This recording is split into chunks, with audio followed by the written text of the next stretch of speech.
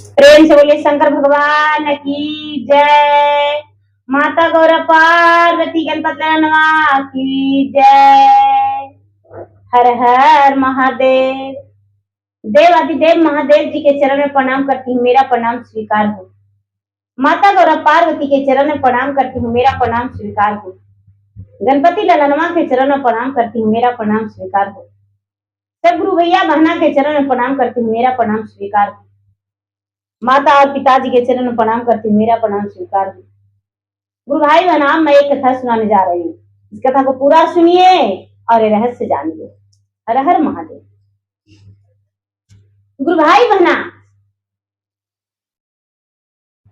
एक नगर में एक राजा थे, शिवपुरी नगरी में। और राजा का नाम शिवा था। शिवा बड़े पराक्रमी राजा थे, महान राजा थे। राजा भगवान के भक्ति करने में कोई कसर नहीं छोड़ते थे, अपने प्रजा के भी बहुत मदद करते थे। लेकिन क्या होता है, राजा के पास सब कुछ था, लेकिन राजा निसंतान थे। राजा एक दिन अपना बगीचा में बैठे हुए थे और बैठ के जार बेजार रो रहे थे। सुबह सुबह का समय था। राजा का चुप करने वाला भी वहां कोई नहीं पहुंचा। रानी सुबह सुबह स्नान करके पूजा पर बैठी हुई थी, भगवान के ध्यान में लगी हुई थी और भगवान से कह रही थी कि हे भगवान, हमें सब कुछ आप दिए हैं भगवान, लेकिन एक संतान नहीं दिए हैं। हे भगवान, आखिर मेरा क्या कसूर है? हम कौन ऐसा गलती किए हैं कि आप पिछले जन्म का कर्म इस जन्म में मुझे मिल रहा है? इतना बड़ा राज मेरा क्या होगा? इतना मेरा धन संपत्ति क्या होगा? कोई खवैया भोगवैया नहीं है। सब कुछ तो ठीक है भगवान, जब बाहर दाना भी छींटते हैं तो कोई पक्षी भी नहीं खाता है, कोई भिखारी के अन्न देते हैं भिक्षा नहीं लेता है। मेरे घर दाई अपने से खाना बना लेती है तो खा लेती है, लेकिन यदि उसे हम कोशिश करते हैं देने का तो कहती है नहीं रानी जी, रहने दीजिए, आप बांझ हैं। एक दासी भी ताना देती है, भगवान क्या आप पे रहम नहीं लगता है? आपको कुछ नहीं? एक गुरु भाई बहना, रानी बेचारी पूजा कर रही, राजा रो रहे हैं। रानी अनजान थी। राजा का बगीचा में बड़ी सुंदर सुंदर फूल खिला हुआ था। एक मैना जिसका पंख सोने का था और जो एक सर होता है वो हीरा रतन जड़ा हुआ था। आंखें में उसका छोटी छोटी आंखें जो होती है उसमें चमक था। वो मैना राजा के आगे बैठ के हाथ के हथेली पर और बड़े प्यार से कहता है कि हे राजा, आप तो इतने बड़े राजा हैं, लेकिन आप क्यों रो रहे हैं? आपका रुलाई मुझसे बर्दाश्त नहीं हुआ। मैं प्रतिदिन इस बगीचे में आती हूँ और प्रतिदिन फल खा के और चली जाती हूँ, लेकिन आज मैं जब बगीचे में आई तो आपको रुलाई सुन के मुझे कलेजा फट गया। गंगा जमुना की तरह मेरा कलेजा उमड़ने लगा। आखिर क्या बात है राजा, तो इतना रो रहे हैं? राजा आंख के आंसू पोंछ के और कहते हैं कि भाई तू कौन हो? बोले मैं सुनहरी मैना हूं, मेरा नाम सुनहरी मैना है। राजा जब देखते हैं उसका गौर से तो राजा तो एकदम बहुत चक्के रह गए, दंग रह गए कि अरे ये मैना के पंख जो है सोने का और चोंच और सर हीरा रतन जड़ा हुआ है। ऐसे कैसे हो सकता है? जिंदगी में कितना पक्षी देखे, लेकिन इतना सुंदर पक्षी कभी नहीं देखे। इस बात को मैना के बात सुन के राजा सोचने लगे। मैना बोली, महाराज, मैं साधारण पक्षी नहीं हूं, मैं इंद्रलोक का पक्षी हूं। हम और इंद्र का बेटी दोनों सखी हैं। इंद्र महाराज जो हैं, उनका एक लौती बेटी है और मैं सखी हूं। भले मैं पक्षी हूं, लेकिन दोनों पक्का मित्र हूं। मेरे बिना पूरे इंद्रलोक में सभा नहीं लगता है और पूरा इंद्रलोक में नाच गान नहीं होता है। जो फूल खिला हुआ रहता है, यदि हम नहीं पहुंचेंगे तो मुरझा जाएगा। पूरा इंद्रलोक में मातम छा जाएगा। राजा कहते हैं कि अपने दुख की बात बताने लगे कि भाई मैं निसंतान हूं और संतान के हीन होने के कारण हम रो रहे हैं। मैना बोली, हे राजन, तुम मेरे पास चलो, मेरे साथ चलोगे? राजा कहने लगे कि हे पक्षी रानी, हे मैना रानी, तुम तो एक पक्षी हो, तुम्हारे साथ भला हम कैसे जा सकते हैं? बोले कि तुम्हें अपने शरीर को छोड़ना होगा, अपना शरीर को छोड़ना होगा और आत्मा को लेकर हम चलेंगे। राजा कहने लगे कि नहीं, यदि मेरा शरीर यहां पर रह जाएगा तो मेरा प्रजा मेरा अग्नि संस्कार कर देगा। मैना रानी, तू तो प्राण लेने आई हो। मैना बोली, इसका जिम्मेदारी मुझे है।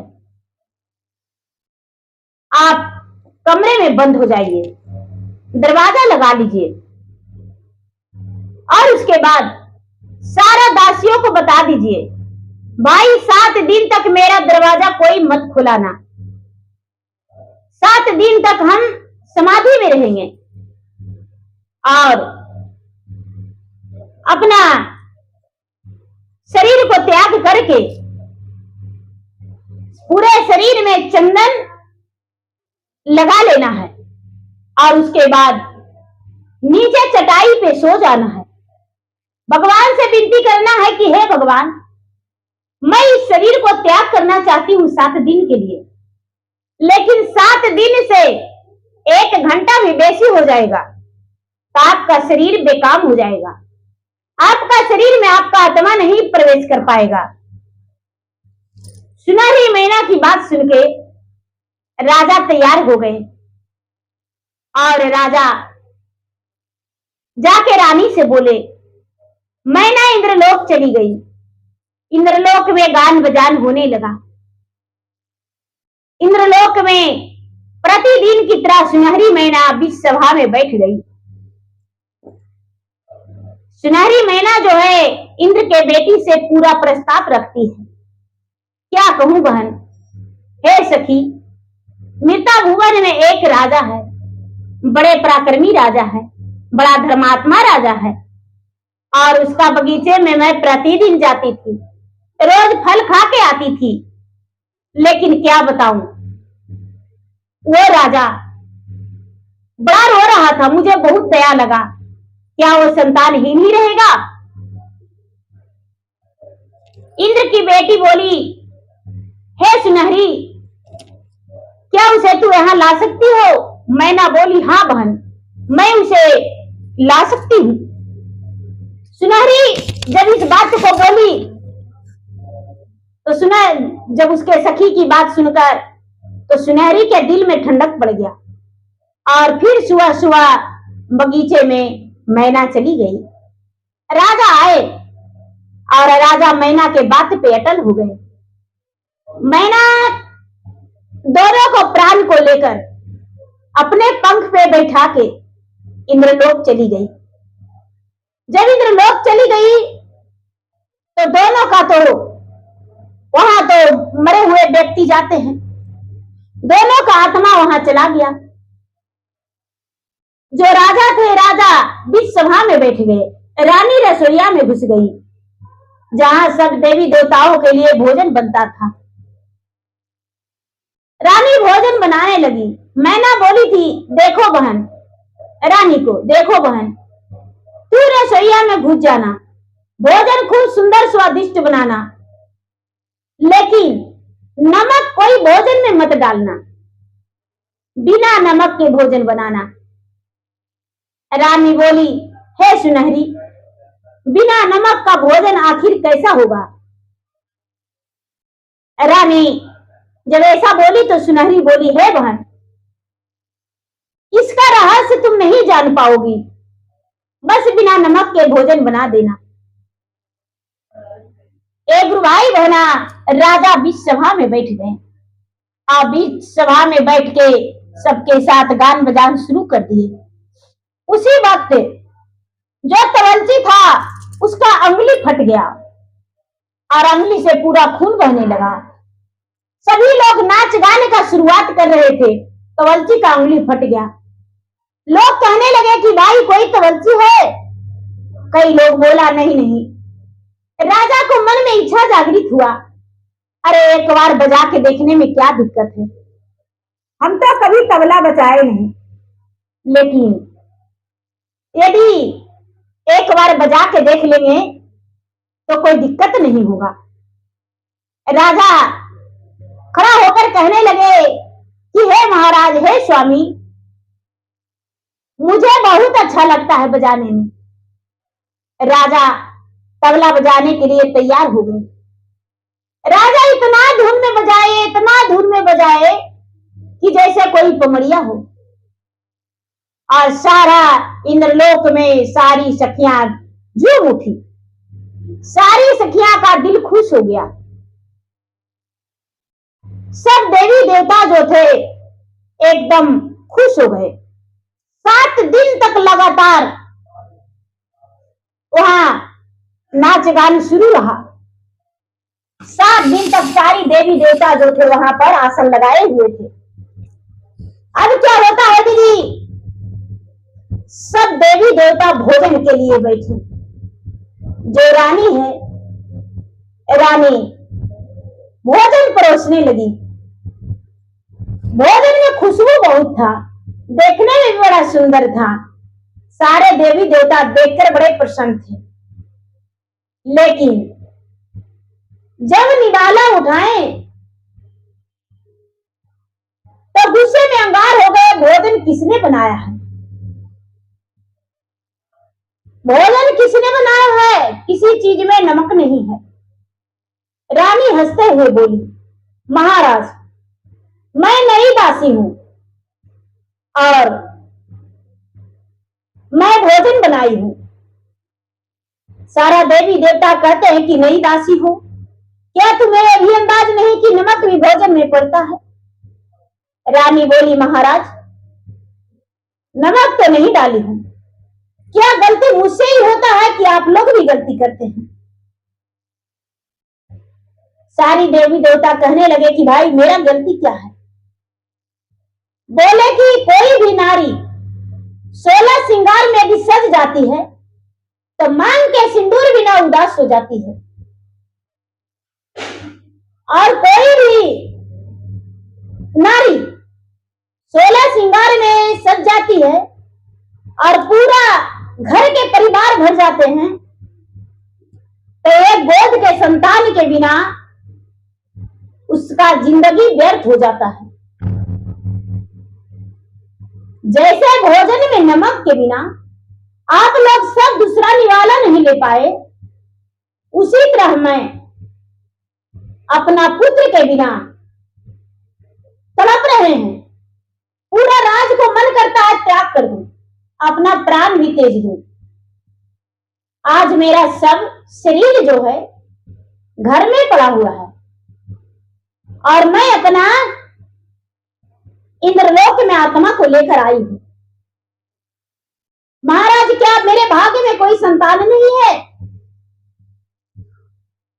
यदि मेरा कोई संतान नहीं है तो बिना नमक के भोजन आप लोग को करना पड़ेगा। सारा देवी देवता शौक में रह गए। सारा देवी देवता एकदम रानी को निहारने लगे। ये तो हजारों की बात का एक ही जवाब है। अरे सही बात है, जो भी स्त्री मां नहीं बनती है उसका जिंदगी बड़ा मुश्किल हो जाता है। रानी बोली, महाराज फूल का वृक्ष आप रोप देते हैं, लेकिन यदि फूल उसमें नहीं फुलाता है तो आपका गले का हार नहीं बन पाता है। माता तो कोई भी लड़की जब ब्याह हो जाता है तो किसी का पत्नी, किसी का बहू, बड़ी रिश्ता उससे बन जाता है, सबको आस हो जाता है। और यदि मां नहीं बन पाती है तो टूट जाती है। एक भाई बहना, भगवान ब्रह्मा, विष्णु, महेश, शंकर, नारद, गणपति, इंद्र, जितने देवी देवता होते हैं सब आपस में सलाह करने लगे। रानी बोलती है, महाराज एक दिन नहीं, प्रतिदिन मैं बिना नमक का भोजन बनाऊंगा। सबको विचार करने लगे, कहने लगे कि भाई राजा को, इस रानी को संतान देना है। रानी निसंतान है। भगवान उस पे दया किए। सुनहरी मैना जो थी, मैना जाके इंद्र महाराज के सामने बोली, महाराज बिना बारिश के नदियां सूख जाती है, जमीन सुखाड़ हो जाता है, इमरजेंसी पड़ जाता है। बिना संतान के रानी संतानहीन है, इसे संतान दिया जाए। सब देवी देवता मिलके उसके 7 पुत्र के भागीदार बना दिए कि जाओ तुम्हें 7 पुत्र होगा। एक पुत्र के लिए तरसती थी, तुम 7 पुत्र की मां बनोगी। एक गुरु भाई बहना, अब क्या होता है, जो रानी थी, रानी का 7 पुत्र का वरदान मिला। राजा तवंची थे, राजा को भी सब प्रसन्न होकर आशीर्वाद दिए। राजा और रानी का दोनों का आत्मा सुनहरी मैना के पंख पे, सुनहरी मैना अपने पंख पे बैठा लिया और समय से पहले आंगन में सुनहरी मैना दोनों का आत्मा के लेकर पहुंच गई। दरवाजा अचानक खुल गया। राजा रानी दोनों उठकर बैठ गए, दोनों का आत्मा उसमें प्रवेश हो गया। दोनों खड़े हो गए। सुनहरी मैना को राजा बोले, हे मैना, मैं तुम्हें हीरो का हार दूंगा। रानी बोली, हे मैना, मैं तुम्हारे लिए प्रतिदिन भोजन बना के और तुम्हें भोजन कराऊंगा। तूने तो मुझे सैर करवा दी तीनों लोक का, जो कभी मैं देख नहीं पाता। अरे 7 दिन में क्या कुछ नहीं देखा, मैं तो सब कुछ देख लिया। ब्रह्मलोक, विष्णु लोक, देवलोक, लक्ष्मी लोक, सरस्वती लोक, पार्वती लोक, शिवलोक, सारी लोक में घूम लिया। हे मैना, हे सुनहरी, तुम्हें कभी जिंदगी में नहीं भूल सकती हूँ। सुनहरी रानी को, राजा को छोड़कर अपना लोक में चली गई। धीरे धीरे समय बीतने लगा। सुनहरी रोज आती थी राजा के बगीचे में, फल खाती थी, फूल का खुशबू लेती थी और एक फल तोड़ के अपने सखी के लिए ले जाती थी। धीरे धीरे समय बीत रहा था। रानी गर्भवती हो गई। जब 9वां महीना में एक पुत्र जन्म लिया तो रानी बड़ा खुश हुई। रानी का पूरे राज बधाई दिया। अब राज में तो इतना खुशी था कि जिसका कहना नहीं। 2 पुत्र हो गया रानी के। समय बीता, 3 पुत्र हो गया, 4 पुत्र हो गया, 5 पुत्र हो गया, 6 पुत्र हो गया, 7 पुत्र हो गया। जब 7 पुत्र हो गया गुरु भाई बना, तो रानी भगवान से प्रार्थना करती है कि हे भगवान, एक कन्या भी हो जाता तो बड़ी खुशी की बात था। लेकिन कन्या नहीं हुआ रानी के। अब क्या होता है दीदी, 7 पुत्र रानी को बड़ा होने लगे। छोटा पुत्र जो था बड़ा हो गया, 1 2 3 का शादी हो गया, छोटा जो छोटा था। सुनहरी मैना आती थी, राजा उसे हीरो का हार गले में बांध दिए थे, वो चमचम चमकता था। और रानी गाय के दूध में भोजन बनाती थी और खीर सोने के कटोरी में रख देती थी। सुनहरी मैना आती थी और खीर खाती थी और खीर खा के चल जाती थी। राजा उसके लिए सुंदर फल का बगीचे लगा दिए थे। बगीचे में जाती थी, फल खाती थी, कई फल जूठा कर देती थी, कई फल तोड़ के गिरा देती थी और एक फल लेकर जाती थी। तो देखिए दीदी, बड़ा यहाँ पर अच्छा लगेगा। इंद्रलोकवास एक मैनावा, एक मैनावा से बैठी गे नैना। मैना राजा जी के बागिया से बैठी गे नैना। मैना राजा जी के बागिया से बैठी गे नैना। कुछ फल खैले मैना, कुछ फल गिरावले, कुछ फल गिरावले से कुछ फलवाना। मैना देले झूठी आइए से कुछ फलवाना। मैना देले झूठी आइए से कुछ फलवाना। तीर रे धनुष्य ले राजा जी के बेटावा, हे राजा जी के बेटावा। फुलवड़िया बीचेना, हो फुलवड़िया बीचेना। पूजे कर है शिकारवा, फुलवड़िया बीचेना।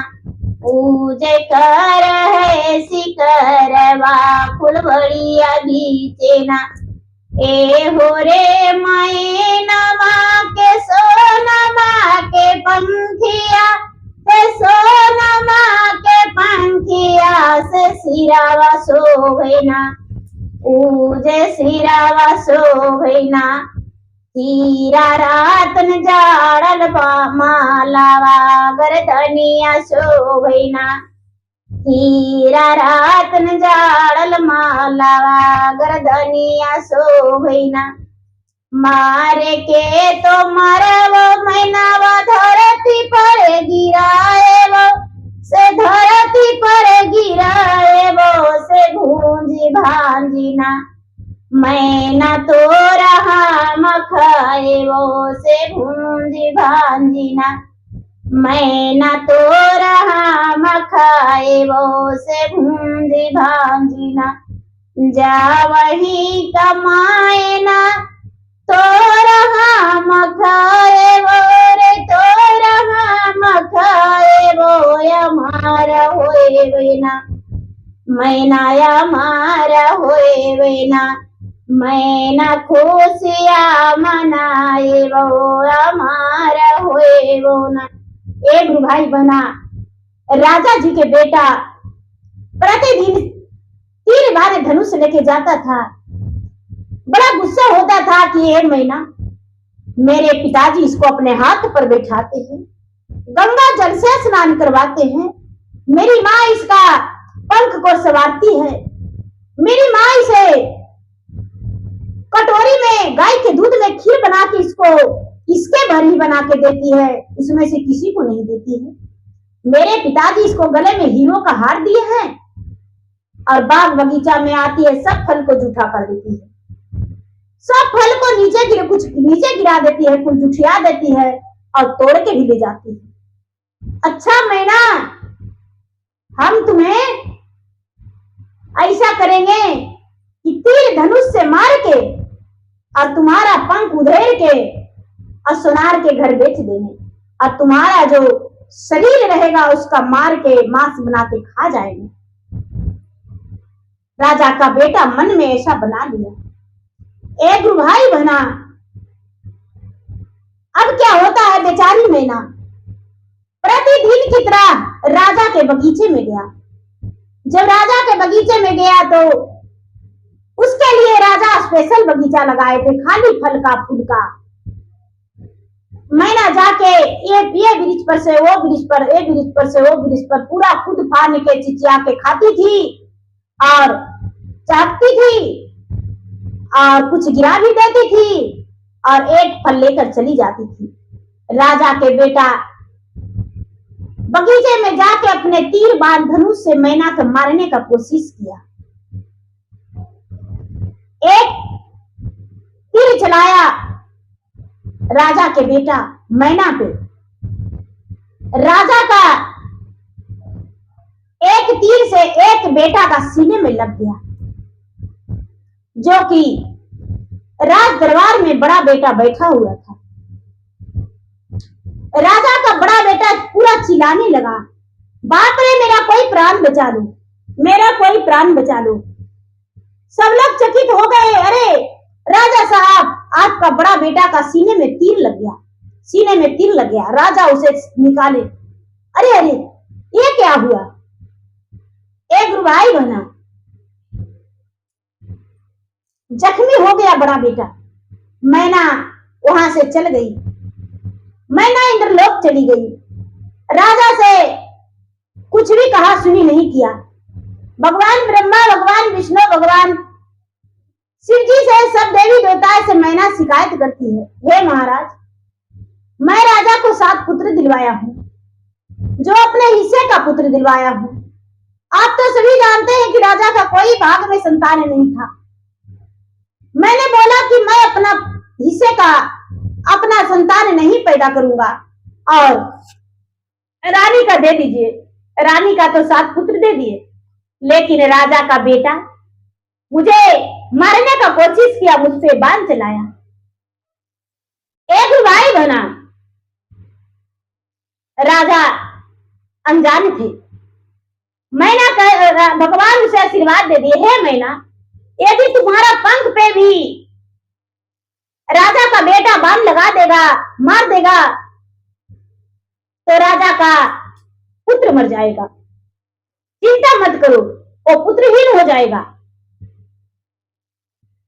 दीदी धीरे धीरे समय बीतता जा रहा है, समय बीतता जा रहा है। एक दिन छोटा बेटा राजा को जाके कमरे में सो गया और कमरे में सो के ओढ़ तान के चुपचाप गुमसुम पड़ गया। सब लोग भोजन कर लिया, लेकिन राजा का छोटा बेटा भोजन नहीं किया। राजा का 6 बेटा का ब्याह हो चुका था, 7वां बेटा का भी रिश्ता के लिए इधर उधर चल रहा था बात। छोटा बेटा भी बड़ा हो चुका था। राजा रानी दोनों वृद्ध हो चुके थे। क्या होता है भाई बहना, छोटा बेटा जाके और कोप कक्ष में सो गया। राजा को पता चला, राजा सबको पूछे छोटा बेटा कहाँ है। छोटा बेटा के बारे में कोई नहीं बताया। राजा के एक दासी थी, मुंह बोली दासी, जो हर बात राजा को जानती थी। राजा से चुपके से जाकर बोली, राजा साहब आपका छोटे राजकुमार कोप कक्ष में सोए हुए हैं, चादर तान के सोए हुए हैं। मैं तो दत्तवन पानी उनके पास ले गया, लेकिन उन्होंने कोई जवाब नहीं दिया। एक भैया बना। राजा इस बात को सुन के राजा और रानी दोनों बड़े प्रेम से बेटा को जगाने गए। कहते हैं कि बेटा के तुम्हें मारा, के तुम्हें गरियाया, के डांटा, क्या बोल, कौन कोची बोला जो तू सो गया है निर्वेद। उठो बेटा, जागो बेटा, दत्तवन करो, स्नान करो, भोजन करो। राजा का छोटा बेटा बोला, पिताजी आपसे मुझे एक वचन चाहिए। राजा बोले, बेटा क्या? पिताजी एक मैना है, और रोज बगीचे में आती है, फल को जूठा कर देती है, कुछ फल खा जाती है, कुछ फल नीचे गिरा देती है और कुछ जूठा करके छोड़ देती है और एक फल तोड़ कर लेकर चली जाती है। और उसी मैना को आप प्रतिदिन नहलाते हैं। माँ भोजन बना के गाय को दूध में उसे खीर खिलाती है सोने का कटोरी में, और मैना से मीठी मीठी बातें करती है। वो मैना मुझे चाहिए और नहीं तो अपना प्राण को त्याग देंगे। राजा बोले, बेटा चाहे तो मेरा जान ले लो, लेकिन उस मैना के साथ तुम कुछ मत करना। अरे उस मैना के सहारे सब कुछ है। वहां भगवान जो है, भगवान राजा को मना किए थे कि तुम किसी से सच मत बताना, यदि सच बता दोगे तो विनाश का कारण बन जाएगा। तो कहते हैं दीदी, विनाश काले विपरीत बुद्धि, ये गलत नहीं है। देखिए राजा के घर में क्या होता है। छोटा बेटा कहता है कि राजा साहब, पिताजी अपना प्राण को त्याग देंगे, चाहे जो हो जाए, हमें वो मैना चाहिए। राजा बोले, वो मैना चाहिए तो ठीक है, अपने हाथों से पकड़ लेना। वो मैना के आखिर क्या करेगा? राजकुमार बोला, पिताजी उस मैना का सोने का पंख है, गले में हीरा का हार है, और वही सोने का पंख और हीरा का हार मुझे चाहिए। उसका गर्दन जो है चमचम चमकता है, हीरा रतन जड़ा हुआ है, चोच भी बड़ा मस्त लगता है, हमें वो चाहिए। जब इस बात को राजा सुने, राजा के आंखों से आंसू झरझर गिरने लगा। रानी राजा के पांव पकड़ के कहती है, स्वामीनाथ, एक महीना के लिए आप अपना बेटा को बलिदान देने जा रहे हैं? बोल दीजिए कि हम उस महीना को दे देंगे, उस महीना को पकड़ के अपना बेटा को दे दीजिए। यदि बेटा मर जाएगा तो हम जिंदा नहीं रहेंगे। राजा बोले, जिंदा रहो नहीं रहो, हमको उससे मतलब नहीं है, लेकिन हम मैना को देने वाले में से नहीं है, चाहे मेरा क्यों ना प्राण चला जाए। एक भाई बना। रानी मन में ठान ली, खूब सुंदर भोजन बनाएंगे और खूब सुंदर भोजन बना के और मैना को खिलाएंगे और मैना को पकड़ के अपना छोटा बेटा को सौंप देंगे। मैना तो मेरे हाथ में आ जाएगा। रानी का मन में पाप हो गया। बेटा के लालच में मैना के प्राण लेने के लिए रानी तैयार हो गई। क्या होता है दीदी, मैना जो थी इंद्रलोक में सब कुछ जानती थी। मैना जाके और अपने सखी से कहती है कि ए सखी, आज हम राजा के बगीचे में जा रहे हैं, लेकिन वापस नहीं आएंगे। इंद्र की बेटी बोली, सखी क्या बात है? ए सखी, आज मुझे राजा का बेटा मार देगा और राजा का बेटा मार देगा तो हम कैसे आएंगे? बोले, सखी तुम्हारे बिना तो पूरा इंद्रलोक सुना हो जाएगा, पूरा इंद्रलोक में सन्नाटा छा जाएगा। यहाँ गान बजान, चिड़िया का चहचहाना, बाग बगीचा सब सूख जाएगा। बोले कि बान आज नहीं आ सकते हैं, तुम्हारे लिए मैं प्रतिदिन फल लाया करता था, लेकिन आज फल लाके नहीं देंगे, मेरा इंतजार मत करना। इंद्र की बेटी बोली, हे बहन, चाहे मुझे जान क्यों न देना पड़े, लेकिन तुम्हारा प्राण को तो हम वापस लेकर आएंगे और राजा का पुत्रहीन बना देंगे। बोले कि बहन तुम्हारी मर्जी, अब क्या बतावें। मैना चल दी वहां से, आके बगीचे में बड़े प्रेम से कूद फान के इधर उधर खूब उड़ी चहचहाई और कुछ फल खाई और कुछ फल गिराई या कुछ फल जुठियाई और राजा के राज द्वार में चली गई। रानी छत पे इंतजार कर रही थी। राजा उस दिन मैना को ना स्नान कराए और ना अपने हाथ के हथेलियों पर बैठाए। रानी छत पे इंतजार कर रही थी। रानी गाय के दूध में सोने का कटोरी में खीर लेके अब बैठी हुई थी। सुनहरी मैना गई, खीर खाने के बहाने छत पे बैठ गई। मैना सब कुछ जानती थी। रानी अपने हाथ में पकड़ लिया, छोटे बेटा को बुलाया, अरे बेटा देखो मेरे पास कितना सुंदर मैना आया है। बेटा देखो इस मैना को। बेटा राजकुमार गया और जाके मैना को दबोच लिया। मैना को दबोच के पकड़ लिया। मैना कहती है कि छोड़ियो मैं दे हो को मार हमारो के बदाना छोड़ी दे हो पंखिया हमारा जी। इंद्रलोक में मचते कुमार मचते तब ही आजी। असुन होई जय तो इंद्रलोक जी।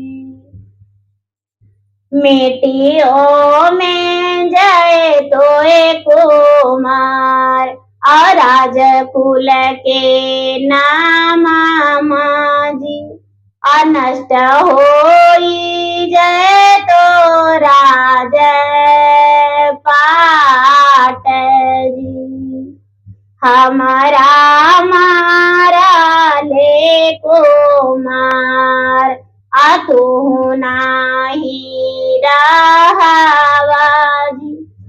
मिट जय तो नाम मानी साना जी।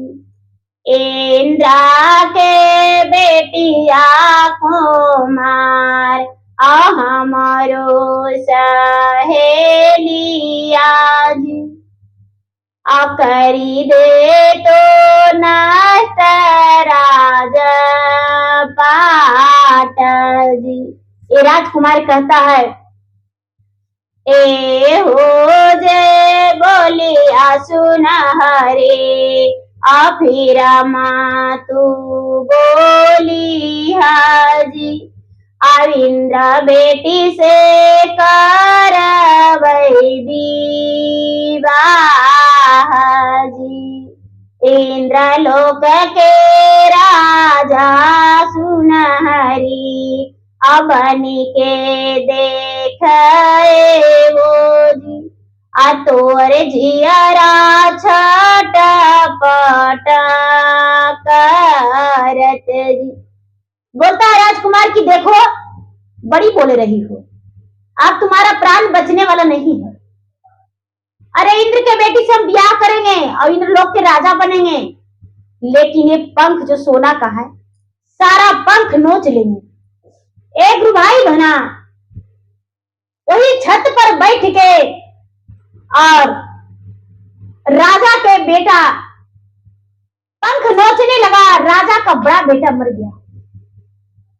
बड़ी रानी जो थी, बड़ी रानी जो राजा की बड़ी बहू थी, वो जोर जोर से चिल्लाने लगी, भाई कोई मेरा पति को बचा लो, मेरा पति को बचा लो, मेरे पति छटपट कर रहे हैं। दूसरा पंख जब नोचा तो राजा का दूसरा बेटा मर गया। जब तीसरा पंख नोचा तो राजा का तीसरा बेटा मर गया।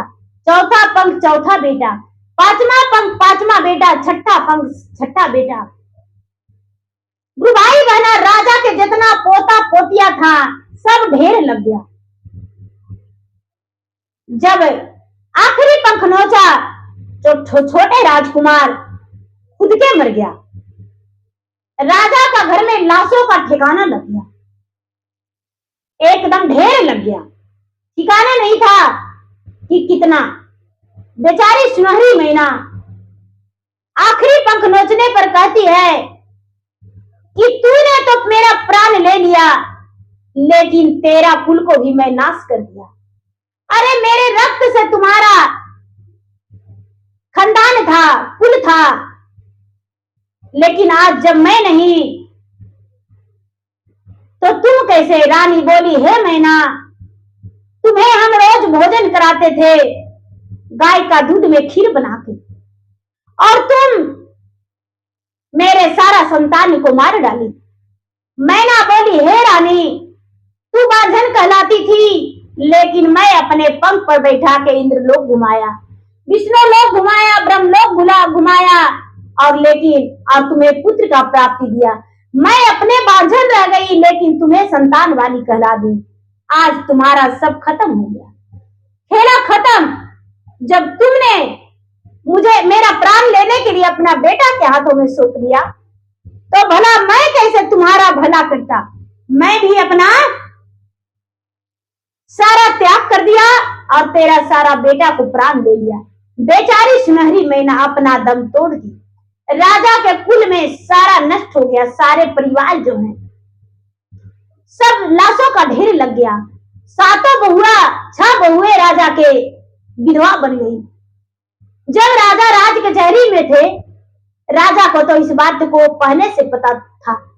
राजा आए, राजा को देखल बर्दाश्त नहीं हो रहा था।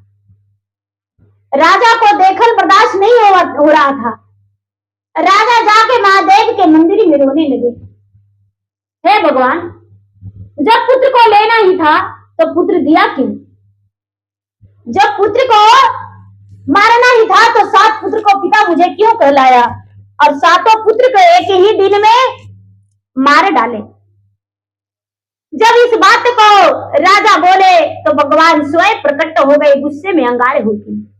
हे राजन, तुम्हारे पास इतना धन संपत्ति सब कुछ था, लेकिन सुनहरी मैना का सोने का पंख देखकर तुम्हारा पुत्र को सहा नहीं गया।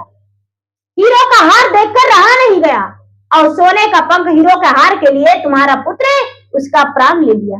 इसीलिए मैना के रक्त से तुम्हारा सारा पुत्र था, जो कि मैना अपने आप को बलिदान दे दी थी, अपने कोख का बलिदान दी थी और तुम्हारा पत्नी को मां बनाई थी। अब हम कुछ नहीं कर सकते हैं। राजा उसी वक्त रानी को भी त्याग करके अपने सारे मरे हुए बेटे को वहां पर छोड़ दिए और राजा काशी नगरी में जाकर वहां एक महात्मा बन के और राजा हरा हरा महादेव करने लगे। सुनहरी मैना जो थी उसका प्राण राजा से बड़े प्रीत लगाया हुआ था। सुनहरी मैना का आत्मा राजा से कहता है कि हे राजन, माया के बाजार में तू तो फंसा, लेकिन माया के बाजार बसा नहीं। राजा त्याग कर दिए। सुनहरी मैना का आत्मा इंद्रलोक में चला गया। इंद्रलोक में पूरा हाहाकार मच गया। पूरे सब लोग एकदम सुनहरी मैना के खोजने लगे। सुनहरी मैना का आत्मा गया भगवान के पास। भगवान उसे शक्ति से फिर से प्रकट करने का कोशिश किए, लेकिन सुनहरी मैना बोली, हे महाराज, हे स्वामी, मुझे स्वर्ग की प्राप्ति दे दे। अब मैं नहीं चाहती हूँ कि फिर से सुनहरी मैना बनूं और किसी को मदद करूं। भगवान उसे आत्मा का शांति दे दिए और जो राजा थे, राजा का कुल का नष्ट हो गया। तो लालच बुरी बला होती है। वही रानी मैना के लिए जान देती थी, लेकिन वही रानी मैना के एक दिन हथियारी बन गई और हथियारिन बनने के बाद देखिए क्या हुआ। तो गुरु भाई बना, मेरा वीडियो अच्छा लगे तो मेरा वीडियो को लाइक करें, शेयर करें। चैनल पर यदि नए हैं तो चैनल का सब्सक्राइब करें, बेल आइकन घंटी को दबाएं, जो कि मेरा वीडियो का नोटिफिकेशन सबसे पहले आपके पास जाए, आप मेरा वीडियो सुन सके। कमेंट बॉक्स में हर हर महादेव, जय श्री गुरु जरूर लिखे। धन्यवाद। तो एक बार प्रेम से बोलिए शंकर भगवान की जय।